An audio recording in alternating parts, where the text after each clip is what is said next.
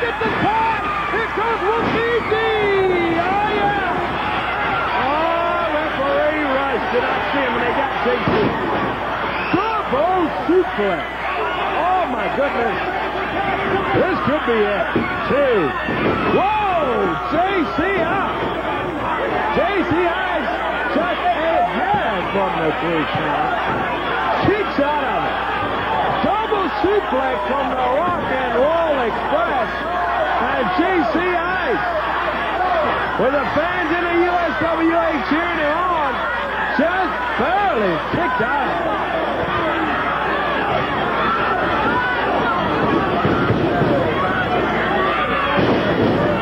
Well, we have 14 and a half minutes gone now in this USWA Tag Team title bout. Cherry Champions Rock and Roll Express defending against PG-13. Gibson on his feet and lay at JC Ice. JC busts it open, but he's fighting his way back. Randy L cheering him on. Gibson just picks him up, slams him down hard, Lane Brooklyn, and he whipped him down. 15 gone, 45 to go in this U.S. Tag title match. Rock and Roll Express defending against the former champions, PG-13. Mark Curtis in the corner of Rock and Roll, Randy Hale in the corner of PG-13. Now both are Rock and Roll in there. Get one of them out. Good night. Roberts camped in there, and referee's trying, but he's been slow to get him out of there. JC Ice, he's almost out of it. He is just staggering around the ring. He finally pulls on Ricky, up over the top, makes a tag on Wolfie D, and once again, referee Bill Rush over there with Robert and Mark Curtis. Wolfie says to heck with it, and he just stays in there. Now Randy Hale said, hey, go and get it. He's seen enough of that stuff. Rock and Roll Express reversal here. Here it is, that's the flip line. He got it. He got it. What an amazing kind of event. JC Ice went right over the top. Rolled him up for a pin, and now Mark Curtis kicking and stomping on Randy Hale. Oh no, he's got a spur. Ricky Morton got a spur off the boot of Mark Curtis. And Ricky just ripping him with that. Boy, that's terrible. And Bill Rush, the referee, is down. They busted open Wolfie D.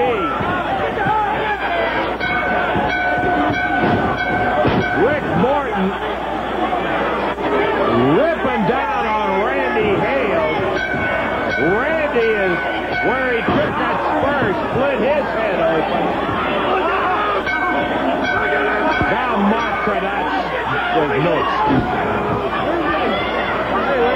Let's get somebody out here for crying out loud.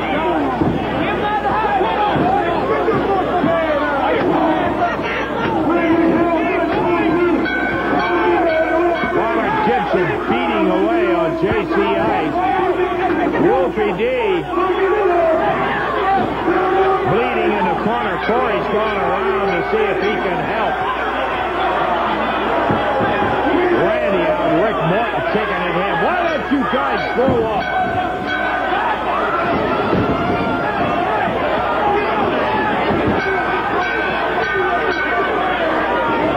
Corey, see if you can get somebody back there. Corey running back, and look at how they're pulling Randy Hale's coat around. He is covered with blood. JC Ice and Wolfie D are bleeding. Rock and Roll ends up losing it, and then they do it. Here comes Scott Studd, and he's met and thrown over the top spoke. Brickhouse Brown from behind, rock and roll. Grabs Brickhouse. And now looking at lousy Curtis in there. You need somebody, Corey. Corey's gone back to get some more help. That's hell. Come on, Ricky, get away from that. Leave him alone.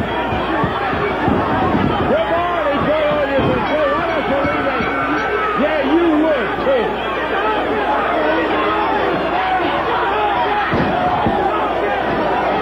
And here comes back in the ring J.C. Ice, and Ricky Morton has got that spur from Mark Curtis's boot.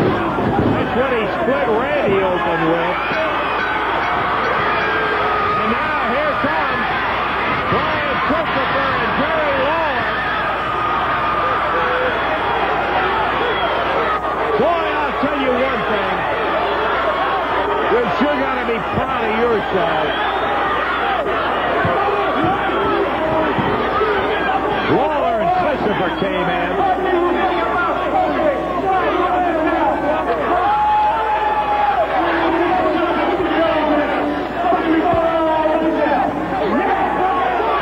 Oh, yeah, that's marvelous.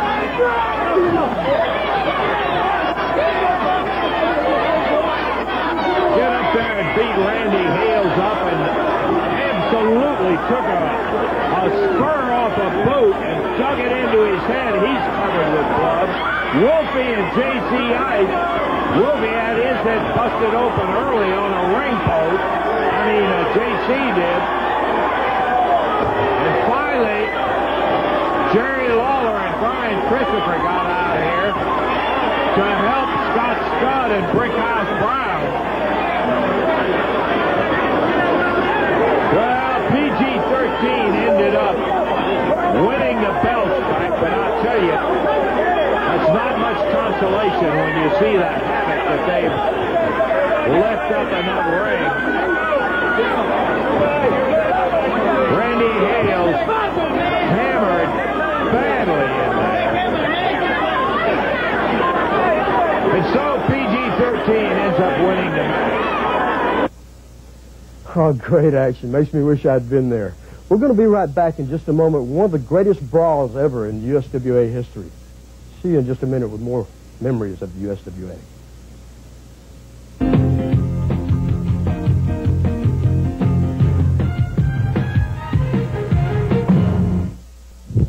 You know, being from Texas, I can appreciate a good fight.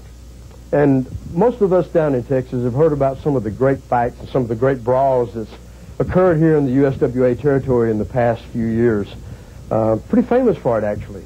One of them happened in Kennett, Missouri in 1992. It involved Robert Fuller and Jeff Jarrett against the Moondogs. Some interesting things happened during that fight. I think you might want to watch. Spike now. Boy, look at him. They're still working. Robert has the Moondog Spike. Hey, look at Richard Lee now. He's got a garbage can from the back somewhere. Boy, spilled Coke over all of his hair. Boy, did he nail Robert Fuller. Boy, whatever was in that can got over us all here at ringside. Nailed him, Robert Fuller, with that trash can. Boy, did he nail him good.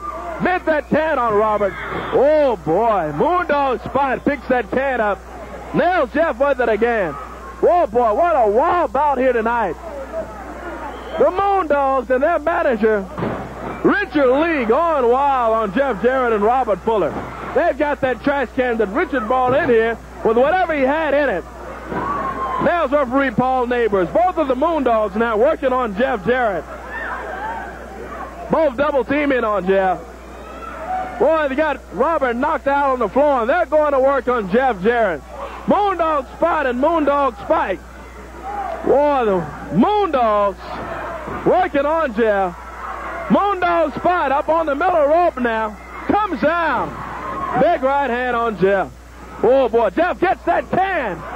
Working on the Moondogs with it. Moondog trying to grab it from Jeff. Jeff again with that can. Working on him. Boy, he nails referee Paul Neighbors. Hey, look at here. Here comes the King, Jerry Lawler. Boy, Jeff Jarrett and the King. Boy, he has some sticks and a broom. What a ring full of everything. Boy, in Killen, Missouri, what a wild bout. The Moondogs, the King, Jerry Lawler, and Jeff Jarrett all in the ring. Moondog has that broom. Oh, he broke it on Jeff's back. Broke that broom on Jeff. Lawler's got that broom running after the Moondogs now. Whoa, he caught Moondog Spike with that broom. Nailed him again and again. Look out back there. They're running back. Back to the back wall. Lawler's got that broom. Whoa, man, he threw that broom at him. They're back near the concession stand now. Jeff Jarrett picked up that garbage can. Throws it on the Moondog. Lawler throws Spike right into that table now. He's got that broom again. Swings at him. Missed and swinged at him again and caught him that time with that broom. Oh, boy, they're in the concession stand there now. Throwing everything. What a wild bout. Started off with Jeff Jarrett and Robert Fuller defending, trying to regain the USWA tag team titles. Didn't work out that way. Moondogs come out here. Richard Lee came back. He started the whole thing by grabbing that trash can. Moondog spots in the concession stand, spilling cokes, knocking everything over. Look out, fans. I tell you, we need to try to get back here. Jeff's got a garbage can now. Catches the Moondog with it. Oh, boy, Lawler came out to help Jeff, and the Moondogs may have their hand full now with the King. Jeff grabs that chair. Catches Moondog Spike with it again. Right near the concession stand in Killen, Missouri. USWA wrestling. Oh, look out. Again, Lawler with that trash can. Jeff picks that can up. Boy, he almost caught him with it. Jeff Jarrett, and he's got some help now. The King, Jerry Lawler, comes out. Moondog's in that concession stand. Comes out. Lawler swings that broom again. He missed him that time with it. Jeff with the garbage can. Oh, boy. One of the wildest bouts, the wildest bout I've ever seen. Oh, look out over here. Moondog and Jeff Jarrett going after each other. Moondog Spike takes Lawler, rams him into that wall. Boy, he broke that ice come back there right on Jeff. That container that makes ice in the refrigerator from the concession stand broke it right over the top of the head of Jeff. He's got that table now, Jeff. Throws it after the Moondog. Oh, referee Paul Neighbors goes down. Moondog Spike working on referee Paul Neighbors with that broom. Moondogs got that broom now on Lawler. Lawler takes Moondog Spike into the wall over here. Oh, Lawler gets that broom, swings it at him again. Lawler caught him with that broom. Threw that broom at the Moondog spot and caught him right with it, too, boy. Boy, did he catch him. Lawler takes Moondog Spike into that table. There goes another garbage can. Oh, boy, what a wild bout. Boy, I tell you, this bout is one of the wildest bout I have ever seen. I tell you, I've never seen anything like this. The wildest bout I've ever attended and seen. This reminds me of some time back, Lawler was involved in one of these bouts, but this bout is definitely the wildest I've ever seen. Lawler and Jarrett in the concession stand in Killen, Missouri against the Moondogs. There's Moondog. Jeff's got a jar of something he threw at him there. Moondogs, Jeff Jarrett, and the King, Jerry Lawler, all in the concession stand. There goes a Coca-Cola bottle.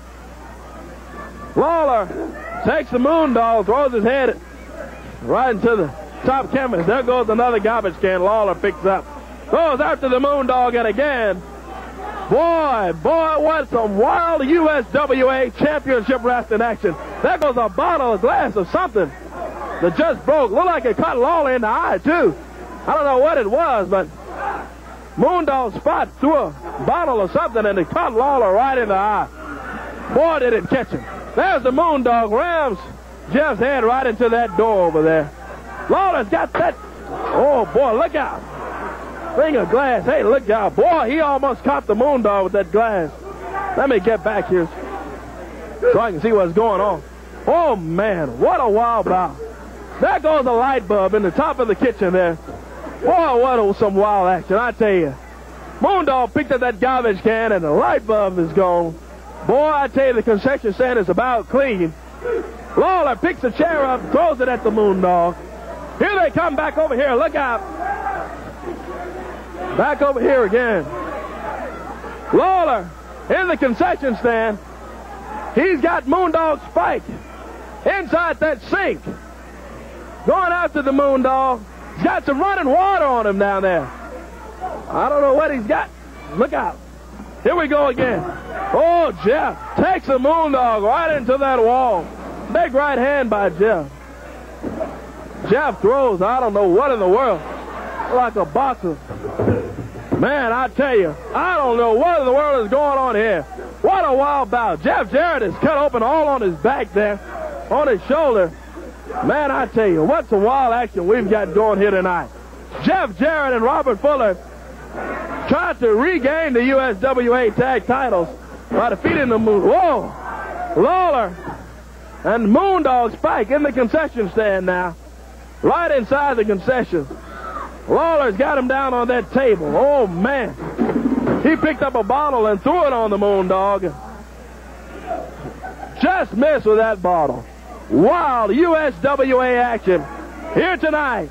What a wild, wild ending of the USWA World Tag Team titles, which were at stake. The Moondogs came out to defend the titles, and boy, I tell you, what some wild action. There goes the Moondog into that wall. And I love that. You know, being a former referee, I'm glad I didn't have to try to gain control in that fight. We're going to be back in just a minute with probably the most influential wrestler in the history of this area.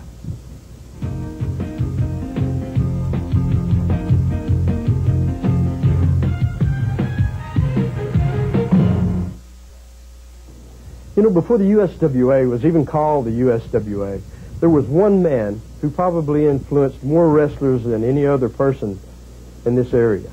His name was Jackie Fargo. He called himself the Fabulous Jackie Fargo. He had many feuds, many fights. One of the most famous was with a man called Al Green. It culminated in the early 70s with a match in which the stipulations were that if Jackie Fargo were to lose, he lost his hair. If Al Green were to lose, he had to leave this territory for 1 year. Pretty exciting match. Some old tape, but I think you're going to really enjoy it. Let's take a look at it now.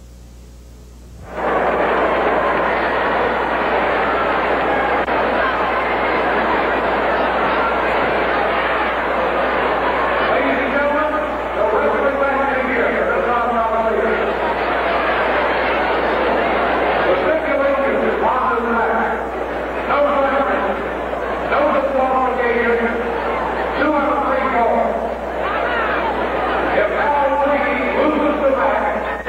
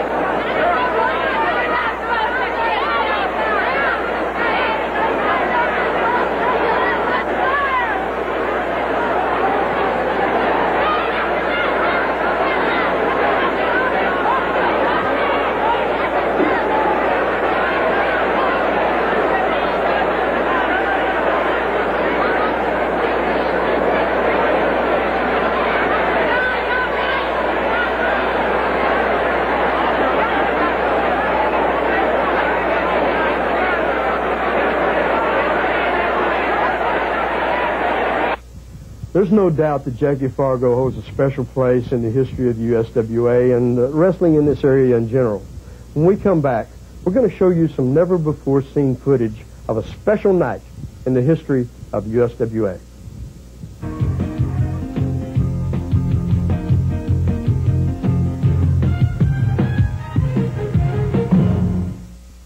Now, what you're going to see is not a match, but there's no doubt that it created a lot of excitement in the USWA.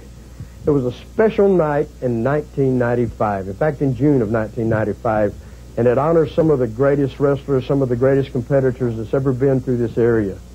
I think you're going to enjoy watching this and remembering some of these great competitors.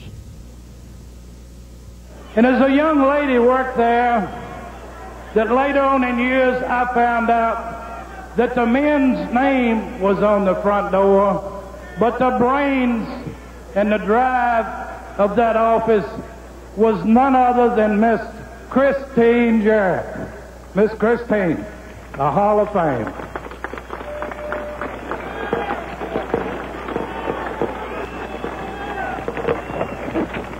He was an outstanding tag wrestler, tagged with a good many different partners. One of them he was particularly known as his partner. He considered him to be his protege, and he did him proud as they became the Southern Tag Champions and honorably held those titles. We're inducting as our next inductee into the Memphis Wrestling Hall of Fame, Tojo Yamamoto. Accepting for Tojo Yamamoto is Jerry Jarrett, his former partner and great holder. Jerry? Take this presentation to one of the greatest men in Memphis wrestling, in fact, in the United States, the world. He's held about every title you can think of, single title and tag. Southern heavyweight, Southern junior heavyweight, Southern tag team, world's heavyweight champion, tag champion, Midwest title, Gulf Coast, you name it, he's held it. With his brother, and the one I'm going to do now really gives me a lot of pleasure, and that's Don Green. Don, all right.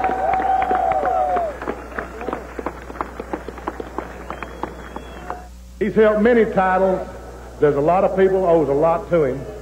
And in his own words, you know, he was the greatest.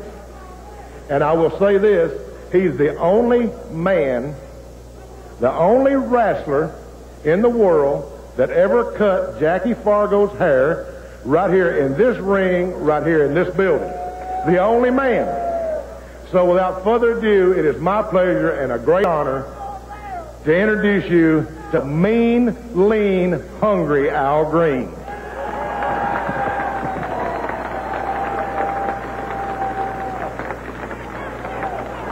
And I also believe that Memphis, Tennessee is the home of rock and roll wrestling, and some of the greatest wrestlers that have ever been have come out of this city, and they're still coming through here. And I believe there's one man here tonight that had a lot to do with that, and it's my pleasure to induct Mr. Sputnik Monroe into the Wrestlers Hall of Fame. Congratulations there, Mr. Monroe.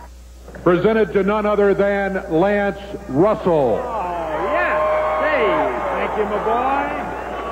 And I know that's not much of a surprise to you, but I think this may be. No one deserves to be in the Memphis Wrestling Hall of Fame any more than this man, Lance Russell. Oh, thank you, Dave. Congratulations.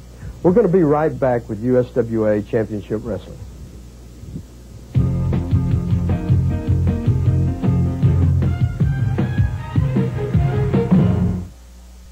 You know, sometimes in the world of wrestling, when two guys just can't get along, you have to find a way to settle a dispute. And one of those ways, and probably one of the most final ways, is to put them inside a steel cage and just let them fight it out. Well, I've been in the middle of a few of those myself. I've been in there with Abdullah the Butcher and Bruiser Brody, the Freebirds and the Von Erichs in Texas. In the USWA, it's no exception. They settle them that way here, too. One of the most famous cage matches in the history of the USWA had to do with Austin Idol, who was a very popular wrestler in this area, and, of course, maybe the most popular wrestler of all time here, Jerry the King Lawler. Now, the special thing about this cage match was the loser not only lost the match, but he lost his hair. Let's see what happened. And Idol and Rich alternately taking shots at Lawler, who has lost it in 1817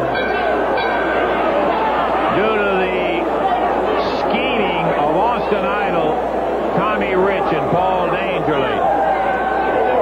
Some furious people at the way that they lost it.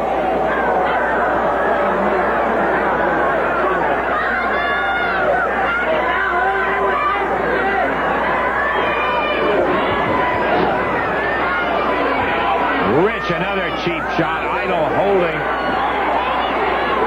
the chain around the neck of Jerry Lawler.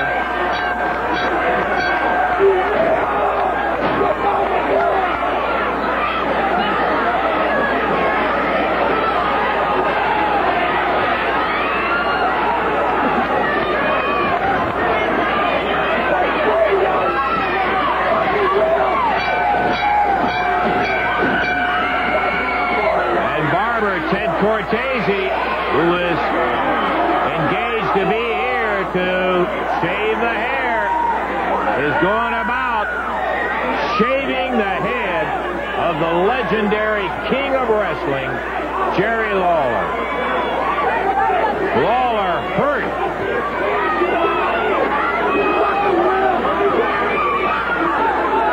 Oh, Jerry is in tough shape. Cortese, the barber, being supervised by Austin Idol, while Paul Dangerly is collecting the hair in a bag.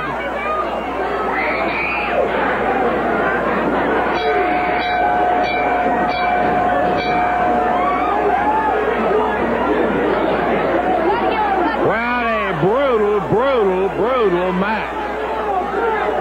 And Rich, I have got to see the tape. I must see at the point where he entered the cage. I just absolutely am dumbfounded.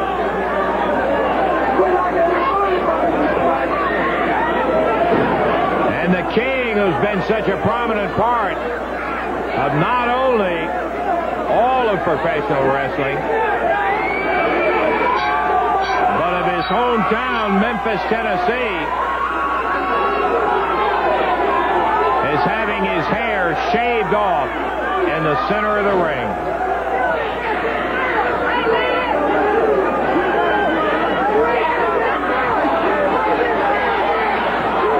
Even more important to me as I sit here and look at it, Lawler is hurt from that post shot that Idol and Rich put on him.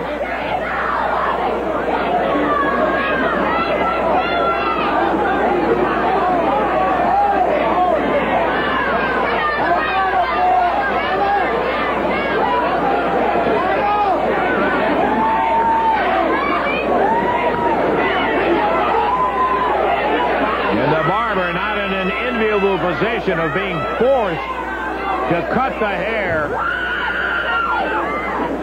of an idol, and I don't mean Austin. Something that we never thought would be done. Lawler, having never lost a hair match, is having his head shaved in the middle of the ring with Rich and Idol, the culprits. And I can't put it any way but the fact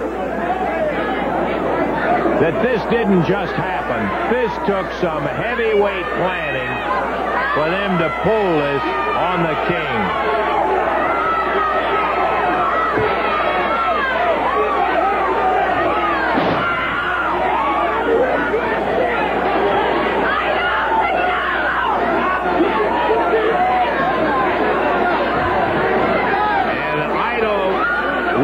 As Rich continues to kick the referee outside the ring. Calhoun will be so sore tomorrow.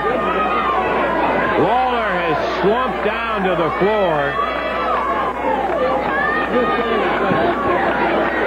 as the barber is continuing at the instructions of Idol to get it off.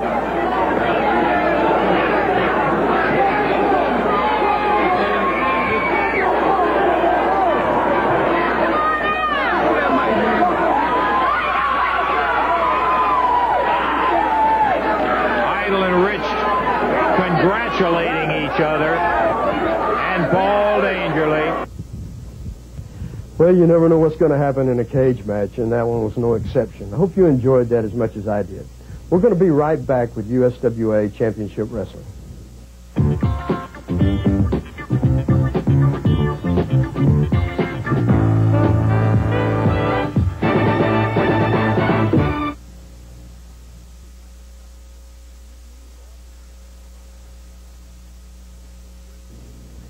This special program not only stirred memories, but it provided action, some of the great action that USWA is famous for. If you're a fan of Jeff Jarrett, Austin Idol, Jimmy Valiant, Jerry the King Lawler, the Fabulous Ones, you're going to enjoy next week's show just as much. This is matchmaker James Beard, inviting you to be with us again next week on USWA Championship Wrestling.